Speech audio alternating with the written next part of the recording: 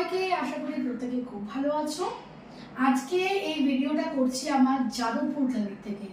যাদবপুর ক্লিনিকটা হচ্ছে শুভ diagnosis centre, একদম 8B বাস স্ট্যান্ডের কাছে, কস্তুরী রেস্টুরেন্টের অপোজিটে, যেখানে আমি প্রত্যেক শনিবার থাকি সকাল 10:30 থেকে দুপুর 1টা।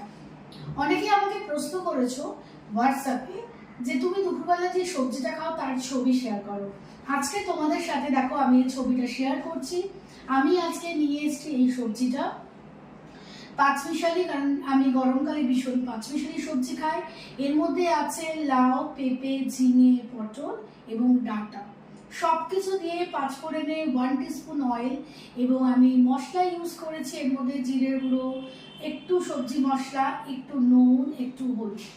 এবং ঠিক নামানোর আগে অনেকে ধনেপাতা অ্যাড করতে পারো, দিতে পারো, আবার নাও দিতে পারো, বা নামানোর আগে যদি কেউ একটু ভাজা মশলা অ্যাড করতে পারো, জিনিসটা কিন্তু অনেক গুণ টেস্টি হয়ে যায়।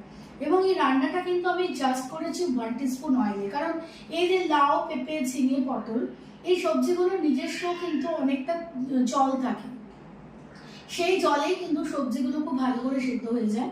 এবং দেখো আমি কেটেছি কিন্তু সেম, মানে তোমার কোয়ান্টিটি ঠিক না, মানে আকারটা দেখো একদম সেম। তার কারণ হচ্ছে সবজি যখন রান্না করবে, যদি সবকিছু মেজারমেন্ট সেম থাকে বা ছোট বড় না থেকে সেম থাকে, তাহলে কিন্তু রান্নাটা দেখতেও ভালো হয়, খেতেও খুব ভালো হয়।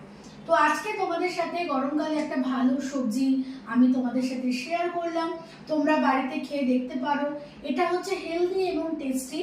এবং গরমকাল পড়ে গেছে বলে অনেকে লিকুইড ডায়েট ফলো করছো, সেটা না করে সবসময় proper healthy diet plan follow করো, এবং চেষ্টা করো নিজেকে ভালোবেসে ডায়েট প্ল্যানটা ফলো করতে।